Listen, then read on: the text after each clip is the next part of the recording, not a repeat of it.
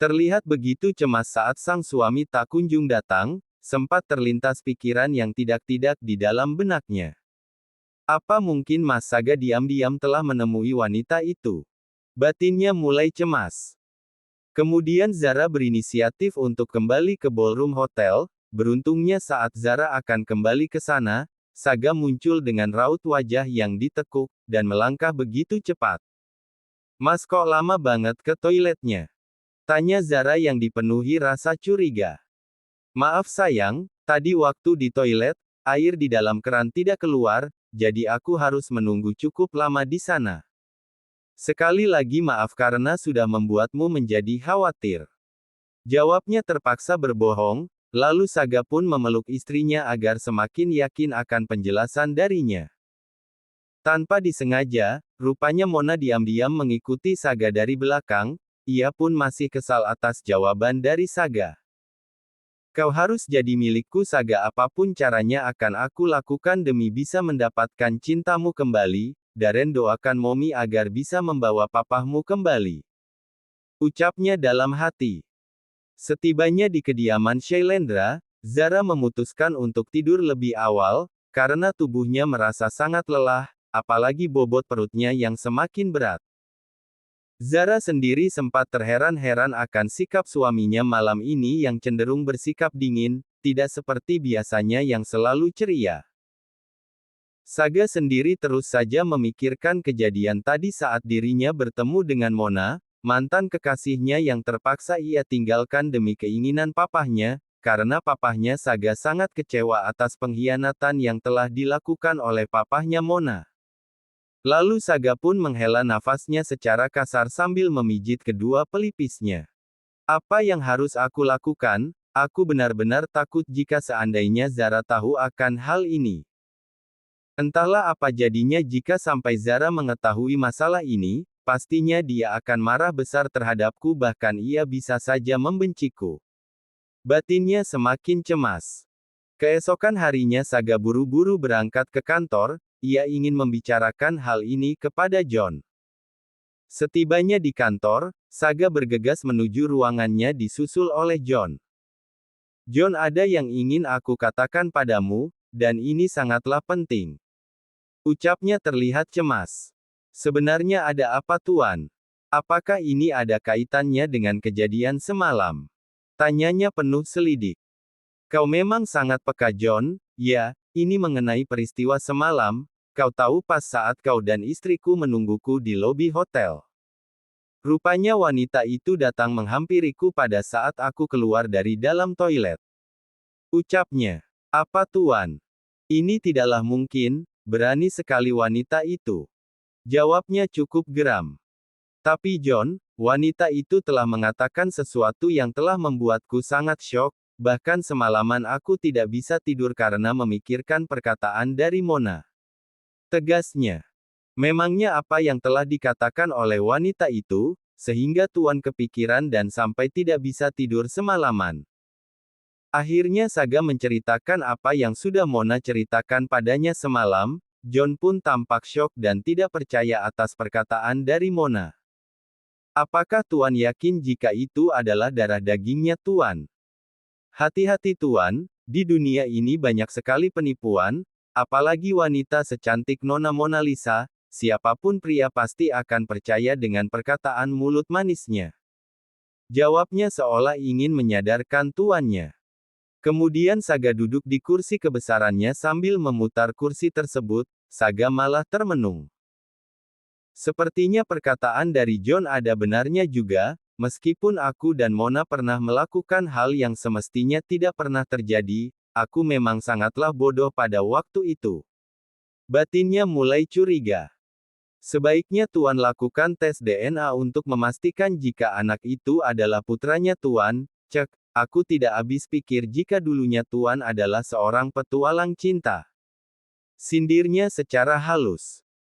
Sudahlah John, kau tidak usah membahas masalah itu lagi. Aku sudah ingin menguburnya dalam-dalam. Aku menyesal karena semalam telah datang ke acara itu. Seandainya aku tidak datang, pasti Mona tidak akan bisa menemuiku. Jawabnya penuh rasa sesal. Kemudian John berpindah posisi. yakni mendekat ke arah tuannya. Justru Anda sangat beruntung karena saat ini Anda sudah tahu apa yang selama ini ingin wanita itu sampaikan padamu, Tuan. Coba Tuan bayangkan jika seandainya Nona Mona mengatakan hal ini secara langsung kepada istri Anda, saya yakin Perang Dunia Ketiga tidak akan terelakkan lagi. Cetusnya seolah menakuti tuannya. Seketika Saga malah memijit pelipisnya, lagi-lagi perkataan dari John ada benarnya juga. Apakah kau punya usul mengenai masalah ini, John? Jujur saja otakku sudah buntu untuk memikirkan masalah ini.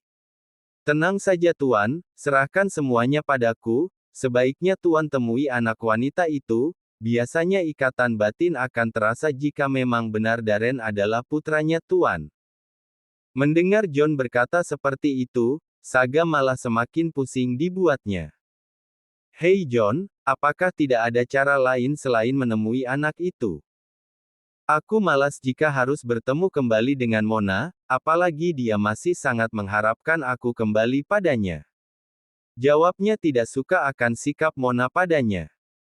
Cek, Tuan ini adalah pria yang sangat beruntung, 3 wanita cantik sekaligus telah berhasil Anda dapatkan bahkan ketiga wanita tersebut semuanya memiliki benih dari Tuan, Anda ini benar-benar tokcer Tuan. Ucapnya terkesan menyindir.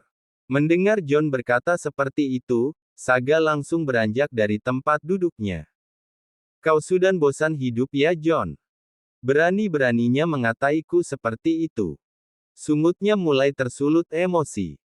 Yaelah Tuan, jangan marah-marah terus nanti Anda cepat tua, sebaiknya usulku yang tadi segera Anda laksanakan, apa perlu saya yang turun tangan untuk mengatur janji pertemuan kalian? Tidak usah John, aku bisa melakukannya sendiri. Jawabnya masih kesal. Baguslah Tuan, tapi saya harap Anda harus lebih berhati-hati lagi, karena takutnya Nyonya Zara mengetahui masalah ini. Tegasnya memberikan peringatan. Dan akhirnya Saga mencoba mencari jadwalnya yang kosong, agar dirinya bisa bertemu dengan Mona dan juga putranya. Kediaman Shailendra. Saat di taman belakang, Zara dan ibu mertuanya sedang asik merangkai aneka bunga dari hasil memetiknya di taman. Setelah rangkaian bunga selesai, tiba-tiba sang ibu mertua menanyakan sesuatu hal yang penting terhadapnya. Zara, apakah semalam kalian telah bertemu dengan seseorang? Tanyanya penuh selidik. Tadinya Zara ingin bungkam, namun entah kenapa ia merasa sangat cemburu akan hadirnya sosok Mona Lisa. Sebenarnya tadi malam aku bertemu dengan seorang wanita cantik, namanya Mona Lisa dan setahuku dia adalah mantan kekasihnya Mas Saga. Jawabnya sambil menatap serius ibu mertuanya. Seketika Nyonya Jelita terkejut mendengar penjelasan dari menantunya. Kenapa wanita itu harus muncul lagi sih? Padahal Mas Shailendra sudah bersusah payah memisahkannya dengan Saga. Sepertinya aku harus memberikan peringatan terhadap wanita tidak tahu diri itu, berani-beraninya ingin mengusik keutuhan rumah tangga putriku dan juga menantuku. Batinnya cukup geram. Ya sudahlah Zara, sebaiknya jangan terlalu kau pikirkan masalah itu, semuanya sudah menjadi masa lalu yang tidak perlu kau cemaskan lagi. Ujarnya. Namun entah kenapa, perasaan Zara merasa tidak nyaman atas kemunculan sang mantan kekasih suaminya, menurutnya ada yang telah disembunyikan oleh wanita itu dan juga suaminya. Seperti biasanya, Zara menyambut hangat kepulangan suaminya, meskipun hatinya diselimuti rasa kegundahan. Namun tidak dengan Saga, ia bersikap seolah tidak terjadi sesuatu padanya, dan memang Saga ingin menyelesaikan masalah ini tanpa diketahui oleh istrinya, mengingat Zara begitu berarti baginya, Saga tidak mau sampai Zara menangis karena sedih, ia sudah berjanji pada dirinya sendiri jika dirinya akan selalu membahagiakan sang istri tercinta. Mas sudah makan malam? Tanyanya sambil menggandeng tangan sang suami. Sudah sayang, tadi aku makan malam di kantor bareng John. Jawabnya singkat. Oh, ya sudah kalau begitu Mas Saga mandi di sana, tumben bau keringat. Perintahnya sambil menutup hidungnya. Seketika Saga langsung mencium kedua ketiaknya. Wah, benarkah badanku bau? Iya, makanya mandi di sana. Perintahnya. Saga pun mengangguk cepat, ia benar-benar tidak percaya diri saat dikatakan bau oleh istrinya. Lalu ia bergegas pergi menuju kamar mandi. Selama Saga berada di dalam kamar mandi, entah kenapa pandangan Zara fokus terhadap benda pipih yang tergeletak di atas lemari nakas samping tempat tidur, dirinya yang sedang menggenggam piyama untuk suaminya, entah kenapa sempat berpikir untuk membuka benda pipih tersebut. Lalu Zara meletakkan piyama milik suaminya di atas tempat tidur, dan untuk pertama kalinya ia berani menyentuh benda pipih tersebut. Saat ia melihat wallpaper ponsel suaminya, Zara merasa terharu karena terpampang jelas foto pernikahan dirinya dengan suaminya di dalam layar ponsel. Kali ini ia merasa lega. Namun tiba-tiba saja terdapat notif pesan masuk di dalam ponsel milik suaminya, dan terlihat siapa pengirimnya. Mona Lisa. Besok, aku tunggu di restoran kenanga pas jam makan siang, aku akan membawa Darren. Dek. Sontak Zara langsung tercekat atas isi pesan yang muncul otomatis di layar ponsel suaminya, tubuhnya mendadak gemetar atas apa yang ia lihat, kemudian Zara buru-buru mengembalikan ponsel tersebut di tempat semula. Seketika bulir bening keluar dari sudut matanya. Ya Rab, apakah suamiku memiliki hubungan rahasia dengan wanita itu? Lantas siapakah Darren? Jeritnya dalam hati. Karena tidak ingin sampai suaminya curiga, Zara pun buru-buru menyusut air matanya dengan punggung tangannya, dan berusaha memasang wajah biasa, seolah tidak terjadi apa-apa. Saat Saga selesai mandi, Zara menatap nanar wajah suaminya. Mas, apa yang telah kau sembunyikan dariku? Rasanya hatiku begitu sakit saat tahu wanita itu masih menghubungi dirimu. Tanyanya dalam hati. Saga pun langsung meraih baju piyama dari atas tempat tidur lalu menatap sang istri yang sudah bersandar di dashboard tempat tidur. Dan Saga buru-buru naik ke atas ranjang tempat tidur. Nah sayang, apakah badanku masih bau? Tanyanya mencoba mendekati sang istri. Zara segera mendekat ke arah suaminya meskipun perasaannya sedang menangis. Kemudian Zara menggeleng pelan. Benar udah gak bau keringat lagi. Tidak mas, ya sudah mending kita tidur, ini sudah larut malam, dan besok pagi kamu harus sudah berangkat lagi ke kantor. Perintahnya sambil merapihkan selimut dan menutupi sebagian tubuhnya. Aku gak bisa tidur sayang, sebelum kau memberikan itu padaku. Zara sendiri tahu apa yang diinginkan suaminya. Tapi hari ini aku lelah mas, apakah tidak bisa libur 1 hari saja? Pintanya seolah memohon. Saga malah menggeleng cepat. Tidak bisa sayang, kau cukup diam saja, biar aku yang bekerja keras malam ini. Jawabnya tetap bersikukuh.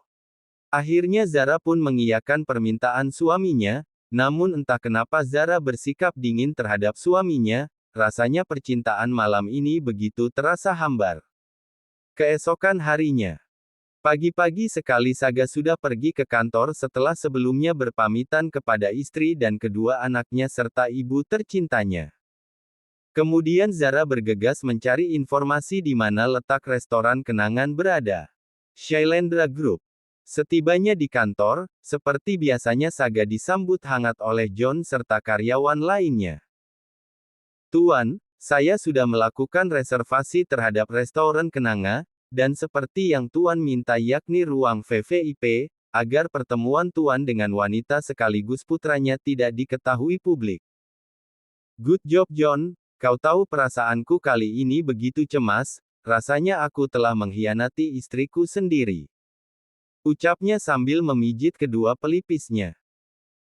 Kalau menurut saya sih sebaiknya Tuan segera memberitahukan semuanya terhadap Nyonya, meskipun pasti Nyonya akan merasa sakit hati atas kenyataan pahit yang harus ia terima, namun itulah kenyataan yang harus Nyonya hadapi, daripada Nyonya tahu dari orang lain ataupun melihat langsung kejadian di mana Tuan sedang bersama Nona Mona. Usulnya seolah membuat Saga tersadar atas tindakannya kali ini. Tapi aku takut kehilangan istriku John, aku bisa mati kalau sampai Zara pergi meninggalkanku.